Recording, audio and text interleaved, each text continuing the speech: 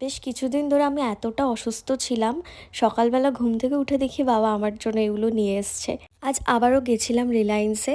তো আমি তো একটু বেশি আশা নিয়ে গেছিলাম যে হ্যাঁ আজকে তো ঠিক হয়েই যাবে, কিন্তু না, হাজারবার চেষ্টা করার পরেও এটা কোনোভাবেই ঠিক হচ্ছিল না। আর সত্যি বলতে আমি একটুতেই এত প্যানিক করি, আমি ভীষণ ভয় পেয়ে গেছিলাম। আর আমি ভাবছিলাম যে এটা আদৌ ঠিক হবে তো। তো ওরা বলে দিল যে এটা ওদের দ্বারা পসিবল না আইটেকে নিয়ে যেতে। তো যাই হোক, এটা শুনে একটু মনটা শান্তি হলো। এটা হচ্ছে নেক্সট ডে, আমরা যাচ্ছি ডায়মন্ড প্লাজাতে। এখানে একটা আইটেক আছে, তো আমাদের নিয়ারেস্ট এটাই লাগলো, তাই আমরা ডায়মন্ড প্লাজাতেই গেছিলাম। আমরা এখন আইটেক থেকে বেরোলাম। তো ওখান থেকে বললো অ্যাপেল কেয়ারে কল করে নিতে, এটা ওদের কাজ না।